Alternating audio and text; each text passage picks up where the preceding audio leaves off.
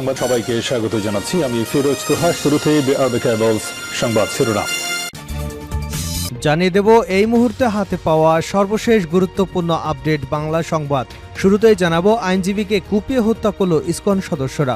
চট্টগ্রাম আদালত প্রাঙ্গণে ইসকন সদস্যদের হামলায় এক আইনজীবী নিহত হয়েছেন। ওই আইনজীবীর নাম সাইফুল ইসলাম আলিফ। তার বাড়ি চট্টগ্রামের লোহাগড়া উপজেলায়। মঙ্গলবার বিকাল 4:30টার দিকে নিহতের বিষয়টি নিশ্চিত করেন চট্টগ্রাম মেডিকেল কলেজ হাসপাতালে জরুরি বিভাগে কর্তব্যরত চিকিৎসক নিবেদিকা ঘোষ। তিনি বলেন, আদালত প্রাঙ্গণে সংঘর্ষের ঘটনায় আহত হয়ে হাসপাতালে 7 জন চিকিৎসা নিচ্ছেন, এর মধ্যে একজন মারা গেছেন। এবারে জানাবো, যশোরে বিএনপির 2 গ্রুপের সংঘর্ষ, ককটেল বিস্ফোরণ। যশোরের সরসায় সমাবেশকে কেন্দ্র করে বিএনপির 2 গ্রুপের মধ্যে সংঘর্ষ হয়েছে। এ সময় ককটেল বিস্ফোরণের ঘটনা ঘটে। এ ঘটনায় অন্তত 7 জন আহত হয়েছেন। মঙ্গলবার দুপুর 1টার দিকে উপজেলার নিজামপুর ইউনিয়নের লোহাপাড়া সরকারি প্রাথমিক বিদ্যালয় মাঠে ঘটনা ঘটে। জানাবো, খেলা হবে মানসিকতার পরিবর্তন হয় নাই ববি হাজ্জাজ। দেশকে পরিকল্পিতভাবে অস্থিতিশীল করবার ষড়যন্ত্র চলছে উল্লেখ করে জাতীয়তাবাদী গণতান্ত্রিক আন্দোলন চেয়ারম্যান ববি হাজ্জাজ বলেছেন, পরাজিত আওয়ামী ফ্যাসিবাদের দোসরা তাদের পলাতক নেত্রী হাসিনার প্রতিশোধের স্পৃহা বাস্তবায়ন করতে রাজধানী ঢাকাকে কেন্দ্র করে পরিকল্পিতভাবে নৈরাজ্য এবং বিশৃঙ্খলা তৈরি করছে। গুমখুন এবং লুটপাটের মাস্টারমাইন্ড ওবায়দুল কাদের নানকরা কর্মীদের মধ্যে যে খেলা হবে মানসিকতা তৈরি করেছিল, সেটার পরিবর্তন হয় নাই। পতিত স্বৈরাচার হাসিনা এখনও খুনের নেশায় উন্মুক্ত হয়ে আছে। এদিকে রংপুরে সড়কে ডাকাতি ও চাঁদাবাজি বন্ধের দাবিতে ট্রাক শ্রমিকদের অবরোধ। সড়কে চাঁদাবাজি এবং ডাকাতি ও হাইওয়ে পুলিশের হয়রানি বন্ধের দাবিতে রংপুর ঢাকা মহাসড়ক অবরোধ করে বিক্ষোভ করেছে ট্রাক শ্রমিকরা। মঙ্গলবার দুপুরে রংপুর নগরীর আরকে রোড এলাকায় এ বিক্ষোভ করেন তারা। এবারে থাকছে, আমরা লড়াই করে গণতন্ত্র ফেরত আনব টুকু।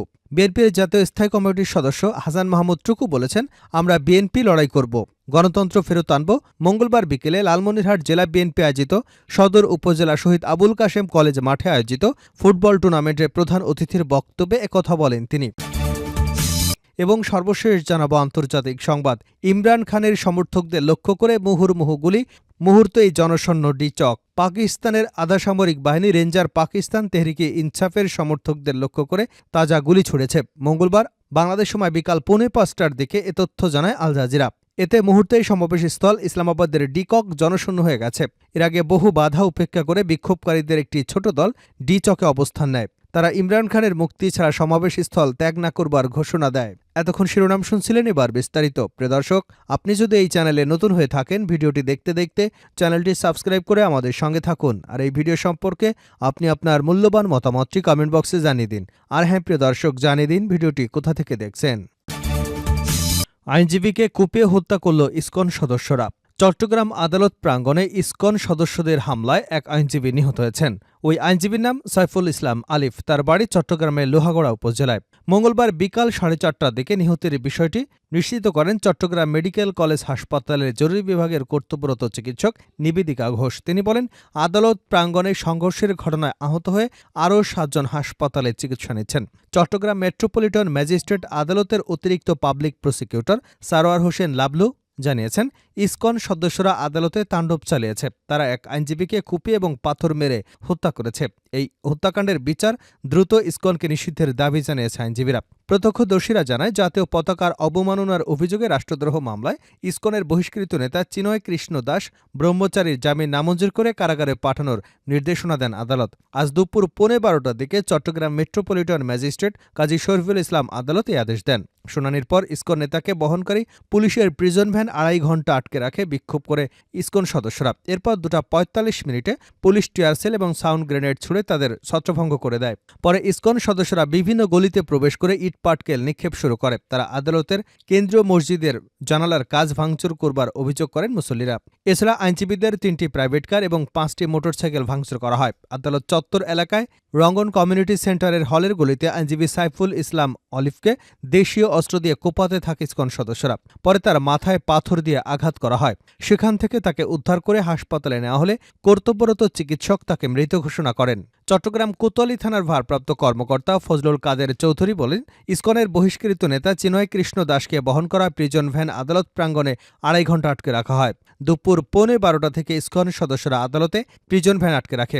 পরে রাস্তা ফাঁকা করতে পুলিশ টিয়ার গ্যাস ছুড়লে ইসকন কর্মীরা ছত্রভঙ্গ হয়ে বিভিন্ন ভবনে এবং গাড়িতে হামলা শুরু করে। পুলিশ পরিস্থিতি নিয়ন্ত্রণে আনতে চেষ্টা করে যাচ্ছে। যশোরে বিএনপি দুগ্রুপের সংঘর্ষ, ককটেল বিস্ফোরণ। যশোরের শর্ষায় মহাসমাবেশকে কেন্দ্র করে বিএনপির দুগ্রুপের মধ্যে সংঘর্ষ হয়েছে। এ সময় ককটেল বিস্ফোরণের ঘটনা ঘটে। এ ঘটনায় অন্তত ৭ জন আহত হয়েছেন। মঙ্গলবার দুপুর ১টার দিকে উপজেলার নিজামপুর ইউনিয়নের গোলপাড়া সরকারি প্রাথমিক বিদ্যালয় মাঠে ঘটনা ঘটে। স্থানীয় এবং দলীয় সূত্র জানায়, শর্ষা উপজেলা বিএনপির একাংশের নেতারা বিকাল ৩টায় নিজামপুর ইউনিয়নের গোলপাড়া সরকারি প্রাথমিক বিদ্যালয় মাঠে সমাবেশের আয়োজন করে। প্রতিপক্ষ গ্রুপও একই মাঠে সমাবেশ করবার ঘোষণা দেয়। সোমবার থেকে এ নিয়ে গোলপাড়া এলাকায় উত্তেজনা বিরাজ করছিল। এ কারণে সকাল থেকেই সমাবেশ স্থলে পুলিশ মোতায়েন করা হয়। দুপুর ১টার দিকে তৃপ্তি গ্রুপের সমাবেশ মঞ্চে হামলা চালায় উপজেলা বিএনপির যুগ্ম আহ্বায়ক হাসান জহির গ্রুপ মফিকুল ইসলাম গ্রুপ। তারা সমাবেশের মঞ্চ, চেয়ার টেবিল ভাঙচুর করেন। একই সাথে অন্তত ১২টি ককটেলের বিস্ফোরণ ঘটানো হয়। এতে এলাকায় আতঙ্ক ছড়িয়ে পড়ে। পরে অতিরিক্ত পুলিশ এসে পরিস্থিতি নিয়ন্ত্রণে নেয়। মফিকুল ইসলাম তৃপ্তি গ্রুপের নেতাকর্মীদের দাবি, হামলায় তাদের ৭ জন নেতাকর্মী আহত হয়েছেন। খেলা হবে মানসিকতার পরিবর্তন হয় নাই ববি হাজ্জাজ। দেশকে পরিকল্পিতভাবে অস্থিতিশীল করবার ষড়যন্ত্র চলছে উল্লেখ করে জাতীয়তাবাদী গণতান্ত্রিক আন্দোলন চেয়ারম্যান ববি হাজ্জাজ বলেছেন, পরাজিত আওয়ামী ফ্যাসিবাদের দোসরা তাদের পলাতক নেত্রী হাসিনার প্রতিশোধ স্পৃহা বাস্তবায়ন করতে রাজধানী ঢাকাকে কেন্দ্র করে পরিকল্পিতভাবে নৈরাজ্য এবং বিশৃঙ্খলা তৈরি করেছে।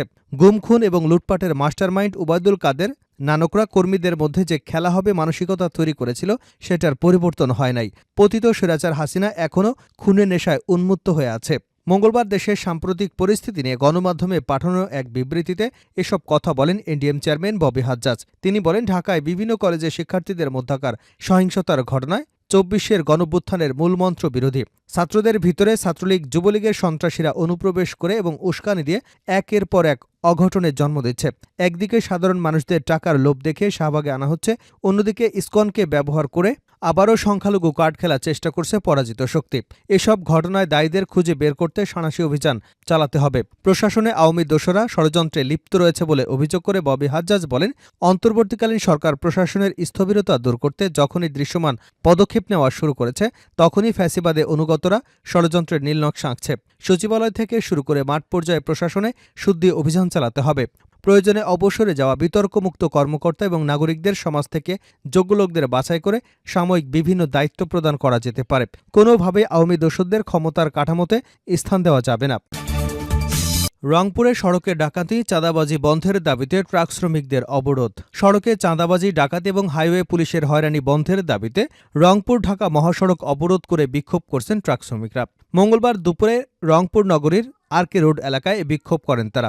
এ সময় রংপুর ঢাকা মহাসড়কের দুপাশে শত শত যানবাহন আটকা পড়ে চরম দুর্ভোগের শিকার হতে হয় যাত্রীদের। সেনাবাহিনী এবং পুলিশ ঘটনাস্থলে সন্ধ্যার মধ্যে সমাধানের আশ্বাস দিলে প্রায় ১.৫ ঘণ্টার পর অবরোধ তুলে নেন শ্রমিকরা। শ্রমিকদের অভিযোগ, রংপুর, দিনাজপুর সহ ঢাকা সিরাজগঞ্জ পর্যন্ত মহাসড়কে প্রতিদিন ট্রাক আটকে ডাকাতি করছে দুর্বৃত্তরা। টাকা পয়সা নেওয়ার সঙ্গে সঙ্গে ড্রাইভার হেলপারদের কুপিয়ে আহত করা হচ্ছে। এ বিষয়ে প্রশাসনকে বারবার জানানোর পরেও কোনো পদক্ষেপ গ্রহণ না করায় বাধ্য হয়ে তারা মহাসড়ক অবরোধ করে বিক্ষোভ শুরু করেছেন। দাবি আদায় না হওয়া পর্যন্ত অবরোধ চলবে বলেও জানিয়েছেন তারা। তিনি আরও অভিযোগ করে বলেন, রংপুরের তারাগঞ্জ উপজেলার বালাবাড়ি থেকে বড়দরগা, গাইবান্ধার গোবিন্দগঞ্জ সহ বিভিন্ন মহাসড়কে ট্রাক আটকে হাইওয়ে পুলিশ কাগজ পরীক্ষা নামে চাঁদাবাজি করছে। টাকা না দিলে তারা মোটা অঙ্কের জরিমানা করছে। এ সময় ট্রাক শ্রমিক ইউনিয়নের সাধারণ সম্পাদক শহীদুল ইসলাম মানিক বলেন, ট্রাক শ্রমিকদের পিঠ দেওয়ালে ঠেকে গেছে। মহাসড়কে ট্রাক থামিয়ে ডাকাতি হচ্ছে। ডাকাতরা মালামাল লুট করে নিয়ে যাচ্ছে। ডাকাতদের হামলায় ট্রাক ড্রাইভার সহ আহত হয়ে হাসপাতালে কাতরাচ্ছেন অনেকেই, কিন্তু প্রশাসন কোনো পদক্ষেপ নিচ্ছে না।